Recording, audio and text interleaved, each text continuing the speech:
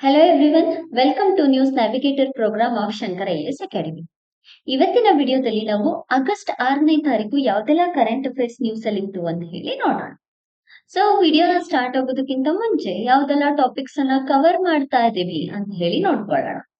So ಮೊದಲನೇ topic ಆಗಿ ಜೀವನ್ ರಕ್ಷಾ ಪದಕ ಬಗ್ಗೆ ನೋಡ್ಕೊಳ್ಳೋಣ. ಜೀವನ್ ರಕ್ಷಾ ಪದಕನ ಕೊಡ್ಲಾಗಿದೆ. ಸೊ ಹಾಗಾಗಿ ಜೀವನ್ ರಕ್ಷಾ ಪದಕ್ ಬಗ್ಗೆ ನೋಡ್ಕೊಳ್ಳೋಣ. ನಂತರದ ಟಾಪಿಕ್ ಆಗಿ ಹೆಕ್ಸಾವೆಲೆಂಟ್ ವ್ಯಾಕ್ಸಿನ್ ಬಗ್ಗೆ ನೋಡ್ಕೊಳ್ಳೋಣ. ಇದರಿಂದ 6 ರೋಗಗಳು ಕ್ಯೂರ್ ಆಗುತ್ತೆ ಚಿಕ್ಕ ಮಕ್ಕಳಲ್ಲಿ ಅಂತ ಹೇಳಿ ಹೇಳಲಾಗ್ತದೆ. ಸೊ ಅದರ ಬಗ್ಗೆ ನೋಡೋಣ. ನಂತರದಲ್ಲಿ ಪಿಜನ್ ಪಿ ಬಗ್ಗೆ ನೋಡ್ಕೊಳ್ಳೋಣ. ಹೊಸ ವೆರೈಟಿಯನ್ನ ಈಗ ಇಂಟ್ರೊಡ್ಯೂಸ್ ಮಾಡಿದ್ದಾರೆ. ಸೊ ಅದರ ಬಗ್ಗೆ ನೋಡೋಣ. ನಂತರ ನಾಗಾರ್ಜುನ ಸಾಗರ್ ಡ್ಯಾಮ್ ಕೂಡ ನ್ಯೂಸ್ ಅಲ್ಲಿದೆ. ನಾಗಾರ್ಜುನ ಸಾಗರ್ ಡ್ಯಾಮ್ 49 ವರ್ಷವನ್ನ ಕಂಪ್ಲೀಟ್ ಆಗಿದೆ ಕನ್ಸ್ಟ್ರಕ್ಷನ್ ಆದ್ಮೇಲೆ. ಸೊ ಹಾಗಾಗಿ ನ್ಯೂಸ್ ಅಲ್ಲಿದೆ, ಅದ್ರ ಬಗ್ಗೆ ಕೂಡ ನೋಡ್ಕೊಳ್ಳೋಣ. ಸೊ ಇದಿಷ್ಟು ಇವತ್ತಿನ ವಿಡಿಯೋದಲ್ಲಿ ನಾವು ನೋಡ್ಬೇಕಾಗಿರೋ ಟಾಪಿಕ್ಗಳು. ಮೊದಲನೇ ಟಾಪಿಕ್ ಆಗಿ ಜೀವನ್ ರಕ್ಷಾ ಪದಕ್ ಬಗ್ಗೆ ನೋಡ್ಕೊಳ್ಳೋಣ. So Jeevan Raksha Padak union ministry of road transport and highway Sarvottama Jeevan Raksha ಪದಕನ 12 rat ಮೈನರ್ಸ್ಗೆ ಕೊಟ್ಟಿದೆ. ಯಾಕೆ ಅಂತ ಹೇಳಿದ್ರೆ ಫಾರ್ ದರ್ ಎಕ್ಸೆಪ್ಷನಲ್ ಕರೇಜ್, ಅವರ ಕರೇಜ್ನೆಸ್ಗೆ ಮತ್ತೆ ಸೆಲ್ಫ್ಲೆಸ್ ಸರ್ವಿಸ್ ಅಂದ್ರೆ ಅವರ ಪ್ರಾಣವನ್ನು ಕೂಡ ಲೆಕ್ಕಿಸದೆ ಬೇರೆಯವರ ಪ್ರಾಣವನ್ನ ರಕ್ಷಿಸಿರುವುದಕ್ಕೋಸ್ಕರ union ministry of road transport and highway ಈ ಒಂದು ಜೀವನ್ ರಕ್ಷಾ ಪದಕವನ್ನ ಈ 12 ಜನ ರ್ಯಾಟ್ ಮೈನರ್ಸ್ಗೆ ಕೊಟ್ಟಿದೆ. ಸೊ ಯಾವಾಗ ಅವರು ಈ ರೀತಿಯಾದಂತಹ ಸೆಲ್ಫ್ಲೆಸ್ ಸರ್ವಿಸ್ ಅನ್ನ ಮಾಡಿದ್ದಾರೆ ಅಂತ ಹೇಳಿದ್ರೆ ಸಿಲ್ಕ್ ಯಾರ್ಡ್ ಇಶ್ಯೂ ಆಯ್ತಲ್ಲ, ಟನಲ್ ಇಶ್ಯೂ, ಆ ಸಮಯದಲ್ಲಿ ಈ ಒಂದು ಸೆಲ್ಫ್ಲೆಸ್ ಸರ್ವಿಸ್ ಅನ್ನ ಮಾಡಿರ್ತಾರೆ. ಹಾಗಾಗಿ ಜೀವನ್ ರಕ್ಷಾ ಪದಕವನ್ನ ಕೊಡಲಾಗಿದೆ. ಸೊ ಯಾವ ಸಿಚುವೇಶನ್ ಅಲ್ಲಿ ಜೀವನ್ ರಕ್ಷಾ ಪದಕವನ್ನ ಕೊಡ್ಲಾಗತ್ತೆ ಅಂತ ಹೇಳಿದ್ರೆ ಯೂಶಲಿ ರೆಸ್ಕ್ಯೂ ಆಪರೇಷನ್ಸ್ ಗಳಲ್ಲಿ ಕೊಡ್ತಾರೆ. ಡ್ರಾನಿಂಗ್ ಆಗಿರ್ಬೋದು, ಫೈರ್ ಆಕ್ಸಿಡೆಂಟ್ ಆಗಿರ್ಬೋದು, ಲ್ಯಾಂಡ್ ಸ್ಲೈಡ್ ಸಮಯದಲ್ಲಿ ಕಾಪಾಡೋದಾಗಿರ್ಬೋದು, ಅನಿಮಲ್ ಅಟ್ಯಾಕ್ ಆಗುವಾಗ ಕಾಪಾಡೋದಾಗಿರ್ಬೋದು, ಹೀಗೆ ಬೇರೆ ಬೇರೆ ಆಕ್ಟಿವಿಟೀಸ್ ಗಳ ಸಮಯದಲ್ಲಿ ತಮ್ಮ ಲೈಫ್ ಅನ್ನು ಕೂಡ ಲೆಕ್ಕಿಸದೆ ಲೈಫ್ ಸೇವಿಂಗ್ ರೆಸ್ಕ್ಯೂ ಆಪರೇಷನ್ಸ್ ಅನ್ನ ಯಾರು ಮಾಡ್ತಾರಲ್ವಾ ಅಂತವ್ರನ್ನ ರೆಕಗ್ನೈಸ್ ಮಾಡ್ಬಿಟ್ಟು ಜೀವನ್ ರಕ್ಷಾ ಪದಕವನ್ನ ಕೊಡ್ಲಾಗತ್ತೆ. ಸೊ ಜೀವನ್ ರಕ್ಷಾ ಪದಕದಲ್ಲಿ ಒಟ್ಟು 3 ಕೆಟಗರಿಗಳನ್ನ ಒಳಗೊಂಡಿದೆ. ಯಾವ ಕೆಟಗರಿ ಅಂತ ಹೇಳಿದ್ರೆ ಮೊದಲನೇದಾಗಿ ಸರ್ವೋತ್ತಮ ಜೀವನ್ ರಕ್ಷಾ ಪದಕ್. ಇದು ತುಂಬಾ ಗ್ರೇಟರ್ ಪದಕ, ಸರ್ವೋತ್ತಮ ಜೀವನ್ ರಕ್ಷಾ ಪದಕ್. ಇದರಲ್ಲಿ ಅದಾದ್ಮೇಲೆ ಬರೋದು ಉತ್ತಮ ಜೀವನ್ ರಕ್ಷಾ ಪದಕ, ಎರಡನೇದು. ಸರ್ವೋತ್ತಮ ಜೀವನ್ ರಕ್ಷದ ಕೆಳಗಡೆ ಬರೋದು ಉತ್ತಮ ಜೀವನ್ ರಕ್ಷಾ ಪದಕ.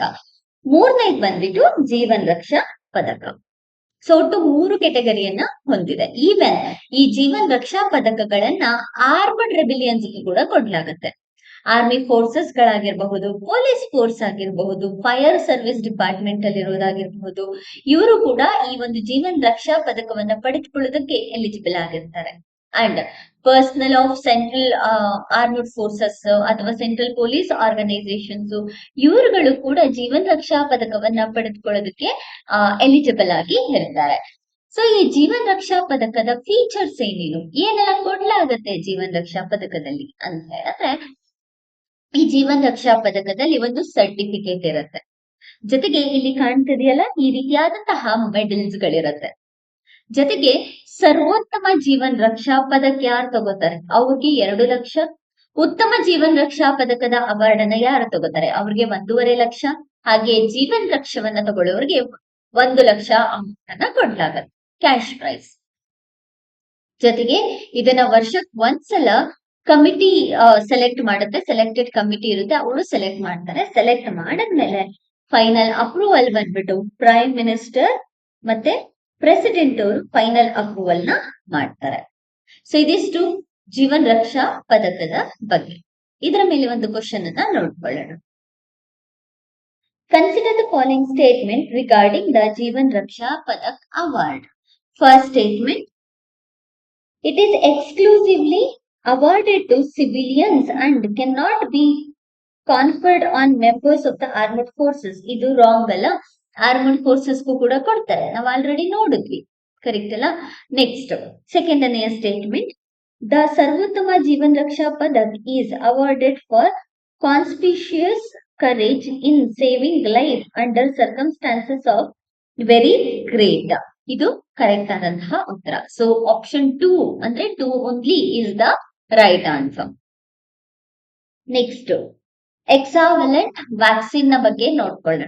ಎಕ್ಸಾವೆಲೆಂಟ್ ವ್ಯಾಕ್ಸಿನ್ ಚೈಲ್ಡ್ಹುಡ್ ಅಲ್ಲಿರುವಂತಹ ಮಕ್ಕಳಿಗೆ, ಚಿಕ್ಕ ಮಕ್ಕಳಿಗೆ ಅವರ ಇಮ್ಯುನಿಟಿಯನ್ನ ಬೂಸ್ಟ್ ಮಾಡೋದಕ್ಕೋಸ್ಕರ ತಂದಿರುವಂತಹ ವ್ಯಾಕ್ಸಿನ್ ಇದು ಎಕ್ಸಾವೆಲೆಂಟ್ ವ್ಯಾಕ್ಸಿನ್. ಇದನ್ನ ಇಂಪ್ಲಿಮೆಂಟೇಷನ್ ಗೆ ತರಲಾಗಿದೆ. ಇದು ಕಾಂಬಿನೇಷನ್ ವ್ಯಾಕ್ಸಿನ್. ಏನು ಕಾಂಬಿನೇಷನ್ ಅಂತ ಹೇಳಿದ್ರೆ 6 ಡಿಫ್ರೆಂಟ್ ಡಿಸೀಸಸ್ ಗಳಿಗೆ 6 ಡಿಫ್ರೆಂಟ್ ಆಂಟಿಜೆನ್ಸ್ ಗಳನ್ನ ಒಳಗೊಂಡು ಆ ಮಿಕ್ಸ್ಚರ್ ಅಲ್ಲಿ ಪ್ರಿಪೇರ್ ನ ಮಾಡಲಾಗಿದೆ. ಸ್ಪೆಷಲ್ ಮ್ಯಾನುಫ್ಯಾಕ್ಚರಿಂಗ್ ಪ್ರೋಸೆಸ್ ಇಂದ ತಯಾರು ಮಾಡಲಾಗಿದೆ. ಇನ್ಫ್ಯಾಂಟ್ಸ್ಗೆ ಅಂದ್ರೆ ಚಿಕ್ಕ ಮಕ್ಕಳಿಗೆ 6 ಡಿಫ್ರೆಂಟ್ ಡಿಸೀಸಸ್ ಗಳಿಂದ ಪ್ರೊಟೆಕ್ಟ್ ಮಾಡೋದಕ್ಕೋಸ್ಕರ ಈ ರೀತಿಯಾದಂತಹ ವ್ಯಾಕ್ಸಿನ್ ನ ತರಲಾಗಿದೆ. ಸೊ ಯಾವ ಯಾವ ಡಿಸೀಸಸ್ ಅಂತ ಹೇಳಿದ್ರೆ ಡಿಪ್ತೀರಿಯಾ, ಟೆಟಾನಸ್, ಪರ್ಟ್ಯೂಸಿಸ್, ಮತ್ತೆ ಹೆಪಟೈಟಿಸ್ ಬಿ, ಪೋಲಿಯೋ, ಮತ್ತೆ Haemophilus influenza type B, HIV ಅಂತ ಹೇಳಿ ಕರಿತೇವಲ್ವಾ. ಈ 6 ರೋಗಗಳನ್ನ ತಡೆಗಟ್ಟೋದಕ್ಕೋಸ್ಕರ, ಆ ರೋಗಗಳು ಅಟ್ಯಾಕ್ ಆಗದೆ ಇರೋ ರೀತಿಯಲ್ಲಿ ಕಾಪಾಡೋದಕ್ಕೋಸ್ಕರ 6 ಕಾಂಬಿನೇಷನ್ ಆಂಟಿಜೆನ್ಸ್ ಮಿಕ್ಸ್ಚರ್ ಇಂದ ಎಕ್ಸಾವೆಲೆಂಟ್ ವ್ಯಾಕ್ಸಿನ್ ನ ಪ್ರಿಪೇರ್ ಮಾಡಲಾಗಿದೆ. ಹೆಕ್ಸಾವೆಲೆಂಟ್, ಎಕ್ಸಾ ಅಂತಂದ್ರೇನು? 6, ಕರೆಕ್ಟ್ ಅಲ್ಲ? 6 ಆಂಟಿಜೆನ್ಸ್ ಗಳನ್ನ ಯೂಸ್ ಮಾಡಿ ತಯಾರಿಸಲಾಗಿದೆ. ಸೊ ಇದು ಎಕ್ಸಾವೆಲೆಂಟ್ ವ್ಯಾಕ್ಸಿನ್ ನ ಬಗ್ಗೆ. ಇದ್ರ ಮೇಲೆ ಒಂದು ಕ್ವಶನ್ ನೋಡ್ಕೊಳ್ಳೋಣ. Hexavalent vaccine recently proposed for India's universal immunization program protects against which of the following disease? First statement, diphtheria, hepatitis B, malaise, polio. Only 3 andre 1, 2 and 4 is the right answer for this particular question. Next, pigeon pea ಬಗ್ಗೆ ನೋಡೋಣ. pigeon pea, Indian council of agricultural research. ಯಾವುದು? ICAR, Indian council of agricultural research. ಇತ್ತೀಚೆಗೆ ಭಾರತದಲ್ಲಿ ಮೊದಲ ಬಾರಿಯಲ್ಲಿ fully ಅನೋಟೆಡ್ ಟೆಲೋಮೋರ್ to ಟೆಲೋಮೋರ್ T2T ಅಂತ ಹೇಳಿ ಕರಿತೀವಿ.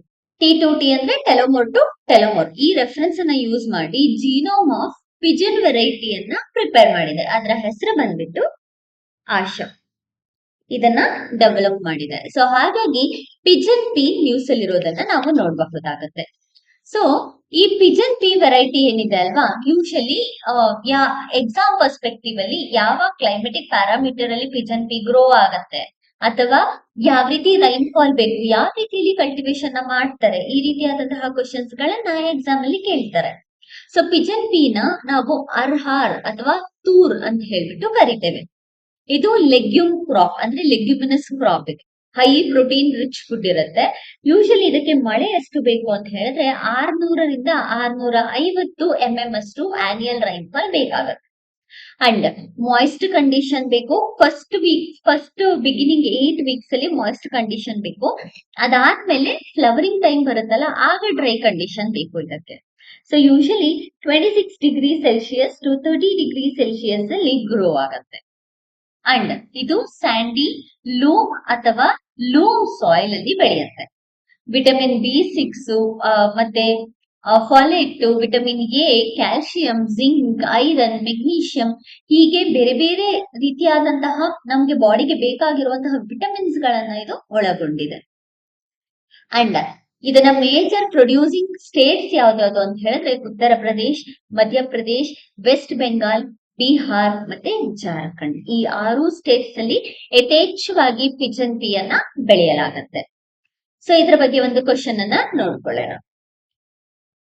Consider the following statement regarding pigeon pea. Arhar, ನಿಮ್ಗೆ ಪಿಜನ್ ಪಿ ಅಂತನಾದ್ರೂ ಕೇಳ್ಬೋದು, ಅರ್ಹಾರ್ ಅಂತನಾದ್ರೂ ಕೇಳಿ.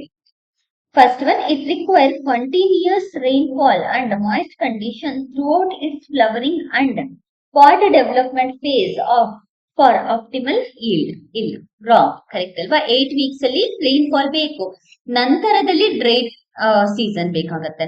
ಸೊ ಹಾಗಾಗಿ ಫಸ್ಟ್ ಸ್ಟೇಟ್ಮೆಂಟ್ ರಾಂಗ್. ಎರಡನೆಯದನ್ನ ನೋಡ್ಕೊಳ್ಳೋಣ. The Indian Council of Agricultural Research recently developed its first fully annotated telomere to telomere reference genome. ಇದು correct. ಅದರ ಹೆಸರೇನು? Asha. Correct ಅಲ್ಲ? So ಹಾಗಾಗಿ 2 only is the right answer. Next, Nagarjuna Sagar dam. Nagarjuna Sagar dam 59 ವರ್ಷವನ್ನ complete ಮಾಡಿರೋದ್ರಿಂದ news ಅಲ್ಲಿದೆ. ಇದು largest and highest masonry dam in the world. World ಅಲ್ಲೇನೆ ಲಾರ್ಜೆಸ್ಟ್ ಮತ್ತೆ ಹೈಯೆಸ್ಟ್ ಮೇಸನ್ರಿ ಡ್ಯಾಮ್. ಯಾವ ನದಿಗೆ ಕಟ್ಟಿಸಲಾಗಿದೆ ಅಂತ ಹೇಳಿದ್ರೆ ಕೃಷ್ಣಾ ನದಿಗೆ ಕಟ್ಟಿಸಲಾಗಿದೆ, ಆಂಧ್ರ ಪ್ರದೇಶ್ ರೀಜನ್ ಅಲ್ಲಿ. ಅಂಡ್ ಅದರ ಸೈಡ್ ಲಿ ಹಿಲ್ಲಾಕ್ ಗಳನ್ನ ನೋಡಬಹುದು, ನಾಗಾರ್ಜುನಕೊಂಡ ಹಿಲ್ಲಾಕ್. ಸೊ ನಾಗಾರ್ಜುನಕೊಂಡ ಇರೋದ್ರಿಂದನೇ ಅದಕ್ಕೆ ನಾಗಾರ್ಜುನ ಸಾಗರ್ ಡ್ಯಾಮ್ ಅಂತ ಹೇಳಿ ಹೆಸರನ್ನ ಇಟ್ಟಿರೋದು. ಅಂಡ್ ಆಲ್ಸೋ ನಾಗಾರ್ಜುನಕೊಂಡ ಅನ್ನೋರು ಈ ನಾಗಾರ್ಜುನ ಡ್ಯಾಮ್ಸ್ ಇದೆಯಲ್ಲ, ಅಲ್ಲಿ ಬುದ್ಧಿಸ್ಟ್ ಗುರು ಒಬ್ರು ತಪಸ್ಸನ್ನ ಮಾಡಿರ್ತಾರೆ, ವಿಸಿಟ್ ಅನ್ನ ಮಾಡಿರ್ತಾರೆ. ಸೊ ಹಾಗಾಗಿ ಈ ಹೆಸರನ್ನ ಅಲ್ಲಿ ಕೊಡ್ಲಾಗಿದೆ. ಈ ಡ್ಯಾಮ್ ಅನ್ನ ಕಟ್ಟಿದ ಇಯರ್ ಯಾವುದು ಅಂತ ಹೇಳಿದ್ರೆ, ಅಂದ್ರೆ ಕಂಪ್ಲೀಟ್ ಕನ್ಸ್ಟ್ರಕ್ಷನ್ ಮಾಡಿದ್ದು 1967 ಅಲ್ಲಿ. ಸೊ ಇದಿಷ್ಟು ಈ ಒಂದು ನಾಗಾರ್ಜುನ ಸಾಗರ್ ಡ್ಯಾಮ್ ನ ಬಗ್ಗೆ. ಇದರ ಮೇಲೆ ಒಂದು ಕ್ವಶನ್ ನೋಡ್ಕೊಳ್ಳೋಣ. With reference to the Nagarjuna Sagar dam, consider the following statement. First one, it is built across Godavari river, ಅಲ್ಲ Krishna river. Next, under the Andhra Pradesh Recognition Act 2014, it is supervised by Andhra Pradesh. Idu wrong. So second statement wrong. Next, third statement, ಇದನ್ನ control ಮಾಡ್ತಿರೋದು ತೆಲಂಗಾಣ ಇದನ್ನ control ನ ಮಾಡ್ತಾ ಇದೆ. Next third statement ಬಂದ್ಬಿಟ್ಟು it is the largest and highest masonry dam in the world. ಇದು correct ಆದಂತಹ ಉತ್ತರ. ಸೊ ಆನ್ಸರ್ ಬಂದ್ಬಿಟ್ಟು 3 only is the right answer. ಅಂದ್ರೆ option B is the right answer for this particular question. So ಇದೇಷ್ಟು August 6 ಅಲ್ಲಿ ಇದ್ದಂತಹ current affairs. ಇದೇ ತರ ಹೆಚ್ಚಿನ ವಿಡಿಯೋಸ್ಗಾಗಿ ನಮ್ಮ ಚಾನೆಲ್ ನ ಶೇರ್ ಮಾಡಿ ಮತ್ತೆ ಸಬ್ಸ್ಕ್ರೈಬ್ ಮಾಡಿ. Thank you for watching.